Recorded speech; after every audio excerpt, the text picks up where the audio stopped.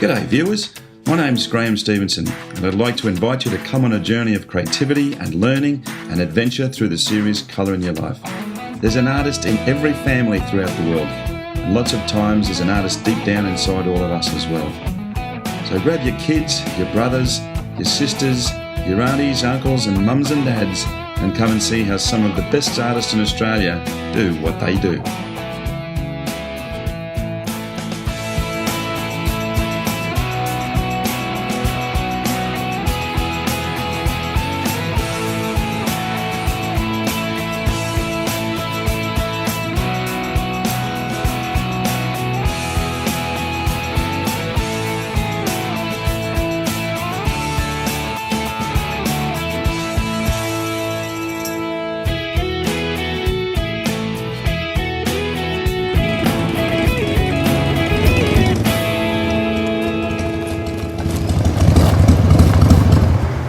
G'day viewers, this bike in order.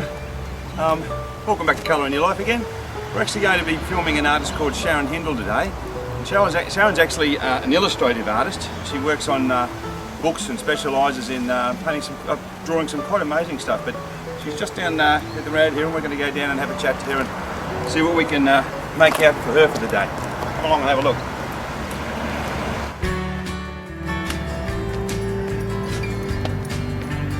Hello Sharon. Hey Graeme, great to see you. Darling, what are you doing? Well, I'm actually working on a little project at the moment. Hey, you said I should write a book? You're writing a book. How do you find the noise when you're working out here? Well, as you can see, there's a little bit of traffic out there this morning, so we might actually move indoors. Background ambience. We better go inside to the indoor studio, but this is a fabulous place out here. It is nice. Very inspirational, I must admit. But let's head inside and have a look. All right, okay. Let's go.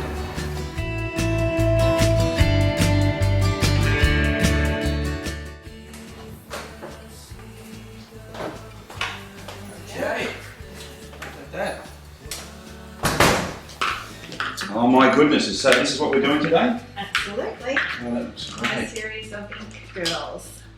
Wonderful, wonderful. Yeah, and as you can see from the examples there, all done with ink and a little bit of ink wash. That looks great. They're very chic, I suppose you could say the word is. Yes, well they're actually alter egos if you have a look. Okay. The wild on one side and the innocence on the other. Oh, okay, that looks great. Yeah. Alright, well I might just take this jacket off and we'll get into the process of putting this picture together. Okay, sounds good. That'd be great. Alright, that's done.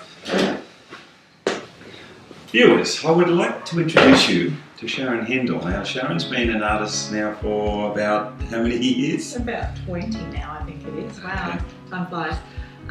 But yes, I started painting and drawing when I was 18. So we won't go into the age thing there, but you're eternally beautiful, my dear, without a doubt. And what we're going to be doing with you today is really one of the pictures that you're better known for. I know you're a teacher as well, aren't you? Yes, that's right. Okay. And you're involved in fashion and glamour, and this is really part and parcel of what you do. Yeah, well this is just probably closer to my heart I think. I've done a variety of different things for a number of years, but this one here, it just portrays, you know, the glamorous lifestyle, but beauty. But the biggest thing is personality, and that's what I really like to portray in these illustrations. I'm just a massive fan of portraiture, always have been. You know, I started off doing early colour pencil work with Graeme when I was a student of his many years ago, and since then I've just developed a love the glamorous lifestyle. You know, just the beauty and the intrigue in faces and personality. Yeah. So it doesn't all have to be how pretty the face is, but just as long as they've got that personality behind it. So luckily for me, I've got lots of girlfriends with good personalities. And they don't look like they're too bad looking as well. Well, it helps, doesn't it? So what you've actually done is you've taken a drawing and then you're actually going over it with what type of pen are you using there? This is a Faber-Castell. It's a waterproof pit pen. It's just a fine liner, so it's one of the finest pens that you can use. But this one, to start with, I just go over it with a very fine line. I'll just demonstrate that now. Sure. So you just go over everything very accurately and quite technically, because you know you do want it to look realistic somewhat. Sure. And then from there, I like to create what we call an uneven line. So from every edge, I'll create a double line that gives it that nice unevenness. And so from every corner, we just go over that again. And even here. I think you said to me once, wise old words, that you know, I should develop you know, the style of paintings that I was doing more into an illustrative line and developing into more of a story. Sure. So I have done what you said. Okay. And there we go. yeah. A lot of people, when they have the fear of drawing, is that they sort of tend to look at the page as though it's just simply dead in front of them all the time and you can't do anything with it. But you're actually rotating this piece of paper, which enables you to naturally use your wrist as well, doesn't it? Yes, that's right. So where would you like this type of series to take your work to? Well, this one I would love to have reproduced onto greetings cards. Maybe even develop a story around it, who knows. Sure. But this one is definitely more of a commercial venture. I can really see it maybe going on t-shirts. This is very much akin to, which is what I do a lot obviously overseas, but very akin to licensing, or the images that can be licensed to various corporations or companies that obviously enjoy this very, I think, youthful orientated type of work. Yeah, you're exactly right there, and that's certainly something that I'd like to look into later. I just find as an artist, you know, I sort of have lots of fingers in different pies, and with my teaching. So does your school actually have a name at all? I was known many years ago as the original Creative Kids Fine Art School, because I did initially just start from the late Bryn Jones, who was my art teacher when I was 18. Sure. He was the one that suggested that I take over part of his teaching, which was the children. And I was actually working as a full-time graphic artist in advertising at the time. And I thought, I wouldn't mind giving that a go. And I really enjoyed his classes. Yeah. And I learnt so much about technique. And so, I started back in 1991, Sharon Hindle's Creative Fine Art School. And then I started taking on a lot of adults. Word sort of spread. Within 12 months, I think I had about 120 students enrolled. Okay. I was doing 9 classes a week. I had to give away my graphic design career, which was fine, a lot less pressure. And of course then it came the name change, which then became Club Picasso. Okay, Sharon, well, you basically put your outline for this one, but we're going to move to watercolour now. That's right. And I was looking at before, they're actually quite unusual that you call them watercolour wheels. The amazing thing is that every time I do this show and I talk to an artist, I learn something. I didn't know you actually had watercolour wheels. They're stackable, you see. You stack them together. That's just great, isn't it? So what I'm going to do now is just tone the face, so it's just going to be monotone. So you see that's almost like a Payne's grey colour that I've created there. Yeah. It's very soft, isn't it? You just feed it in. And the thing is, if you do too much like that, you can actually just feed it back. So you don't use you're using the tissue obviously there to soak it up. Just to blot it.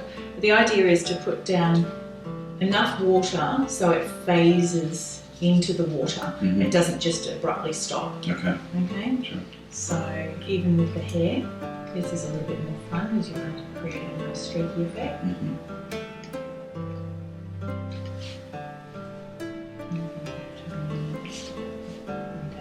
Heavier at the roots.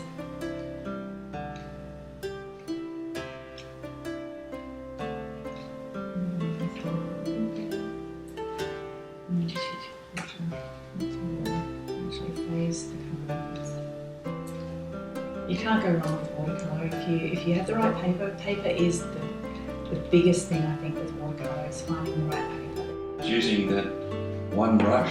Yes. That's a popular brush. Yeah, it's great. It's got grip on it. So like rubber grip. What type of? It's a watercolour brush. But what type of brush is it? It's just size 4 and it's royal, soft grip. So yeah, it's a really, really good brush, this one. I always find with the timber ones, they get the moisture in them and they tend to flake a little bit. Sure. And always flake into the work. I've actually put a little bit of extra runny water down there because I want to create like a fashionable teardrop. You know, I've got this technique down pat now, and each one of these illustrations that I do takes between 3 and 4 hours to complete. Okay. And you know, and that's what I like too, is just getting instant results. Where going back in the years of doing the fine art painting, you know, birds were done feather by feather and, you know, leaf by leaf. Another thing that people, I think, sort of forget or don't really focus on a lot is the reflection in the eye. Oh yeah. It's so important, isn't it? Yeah, it certainly is. Yeah, it sort of brings it to life. Yeah, without a doubt. And that pen obviously is not running either. Once the water hits that, it stays there. Yeah. It's so dynamic. So how long have you been actually producing these type of drawings? And they're sort of more of an illustrative situation, aren't they? Yeah, well, I've found over the years and through lots of trials and lots of errors, I've sort of named myself now as a commercial illustrator or a commercial painter, not so much a fine artist. I did the gallery thing for quite a while, but no, my passion is definitely illustrating and writing. It's just been a dream for me, and I had a number of phone calls from people just asking me if I would be keen to illustrate for them. And I found that as I was doing that, I think all these ideas were coming to me for my own personal use instead. So what about other paints when you're painting them? What do you normally use? I'm a big fan when I'm doing acrylic work, especially when I'm working during my day job. I'm a big fan of the Joe Sonia paints made by Chroma. Their fluidity is really, really good. So you don't need to be mixing, you know, all of those additives with them. You don't need your flow mediums or anything like that. Sure. They're just really, really good. And great coverage as well. So you don't need to be doing layers and layers.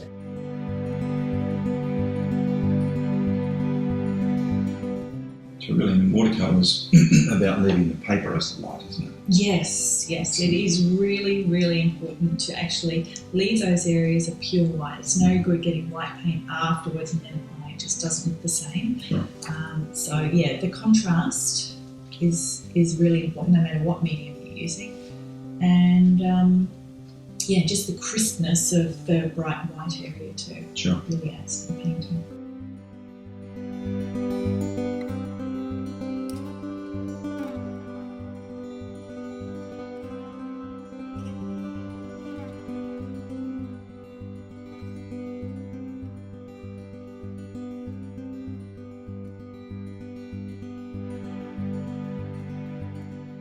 So for instance there, I haven't used quite enough water.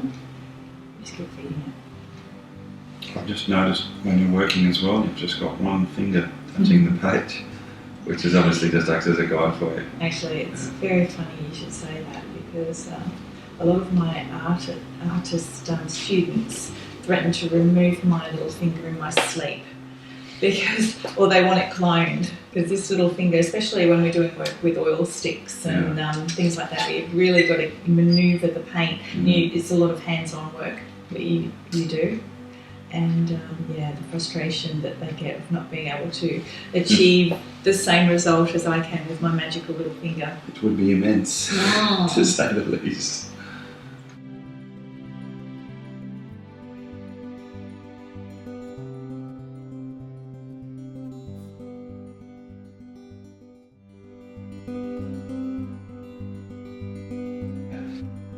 This is really sort of taking shape to be the good girl, bad girl of the pie eaters. So where do we go from here?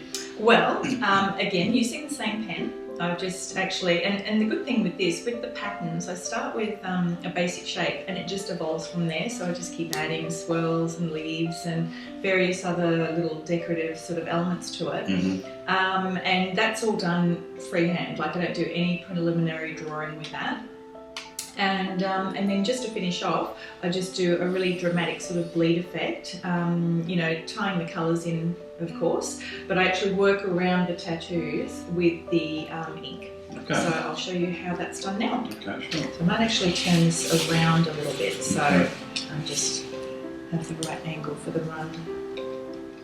And this is like a nice blue aqua. And this works really, really well, as you can see. Oh, you just touch it in there again. Yeah.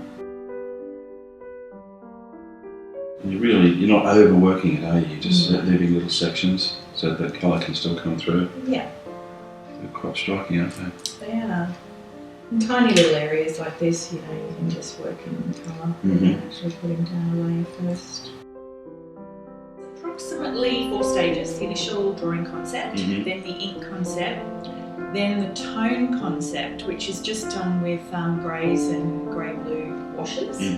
And then going back to the ink, where we actually place the tattoo on the image. And it's mainly just pattern work, because I'm a massive fan of pattern and design, like fabric design, wallpapers, and anything of that nature.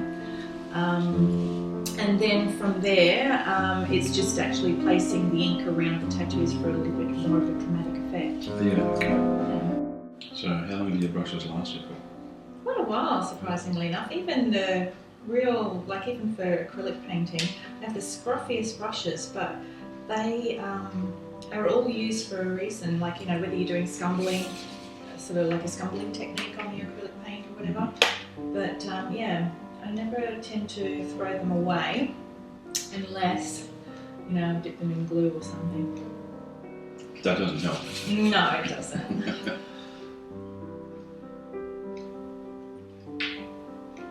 You know, if you want to preserve your brushes, especially your watercolours, it doesn't do them any harm just to sort of sit in some hair conditioner, which has been diluted, and leave that to soak for a little while.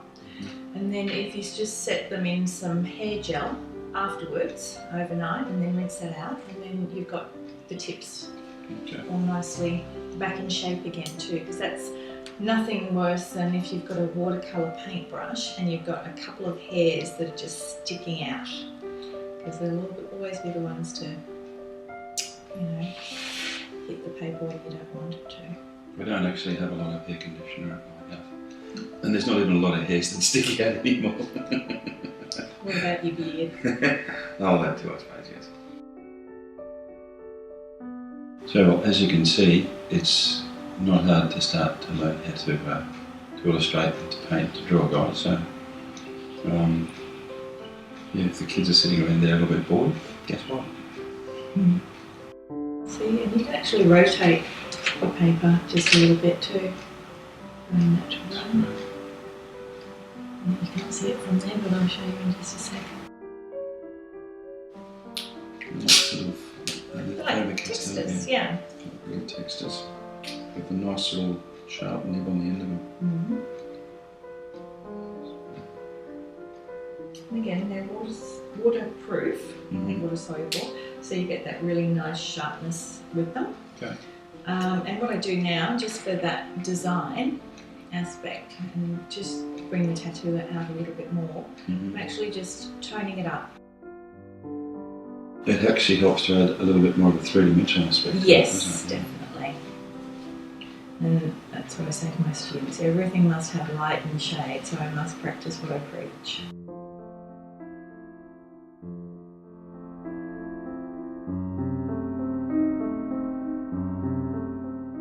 Okay, we're finished. We are. So tell me, as I face this towards the audience, it's wonderful, isn't it? What's this picture called? Oh. There's two sides to you, isn't there, Sharon Hindle? I'm just thinking about the cake. The cake. All right. Well, I'm sure you'll think of something along the way anyway. But as you can see, guys, with watercolour paper and obviously the pens, you can create quite an extraordinary image. And Sharon's actually got a few of those here as well. We might just have a look at those, which I think are quite extraordinary, which is pretty cool looking stuff. That's those tattoos, they're quite, I mean, you just make those out of your head? Yes. That's just great, isn't it? Let me see, there's another, this one here I quite like as well. Yeah, that was the first, that was the baby of the idea, that one. That was the baby, wasn't it? Yeah. That's pretty cool. Okay, and also, I have seen that, I'll just show this to the viewers, that you've actually also designed a lot of your patterns for wedding dresses. Yes, that's right. I've actually been commissioned to paint for one of Queensland's leading bridal designers, and so far to date I've actually done about 8 bridal dresses. I have done bridesmaids, groom shirts and things like that, but luckily for me it comes in pieces. I don't actually get the finished dress to paint. Okay. But yeah, that was a very enjoyable exercise. Looks great, it really is wonderful. Thank you. And also, we've got some stuff, so you've actually started putting together children's books. Yes, I have. Just early stages at this time, but yes. I'm putting together like little stories. This is just a little bit of creative writing with a series of semi-abstract paints that I did about a girl, a guitar and a frog. So yeah, quite bizarre, but that was the starting point. And now I'm sort of going back to the girls and the fashion, but the younger generation. Sure. And I'm putting together now the tale of Mia, Mali and Mudgeeraba. Yeah, well you've got this one right here, which is obviously the girls, and what they do, they sort of tend to travel around a lot, do they? Yes, well this all comes down to a secret wardrobe that's hidden in Grandma's room. Okay. And it's full of creative costumes from all over the world. So one girl's aware of the secret and she shares it with her friends, and they go to the wardrobe and put on the outfits, and then it acts as a portal and transports them all over the world. That's wonderful. So yeah, it's the start of their adventure. So I've just started putting that together too. That's excellent, that's excellent. Well, I'd really like to thank you for having us at your studio today. It's just been wonderful. And obviously your incredible creativity is something I'm quite sure that the viewers will have enjoyed. If you'd like to see more of these great artists and some more of Sharon's work, you can come to www.colorinyourlife.com.au, and we'll catch up with you next time. Well, that was marvellous, wasn't it, guys? Very talented lady. I loved the colours and the way she put the tattoos together on those young girls. And if you'd like to see more of Sharon's work and all of the documentaries that we've got these days, you can come to colorinyourlife.com.au.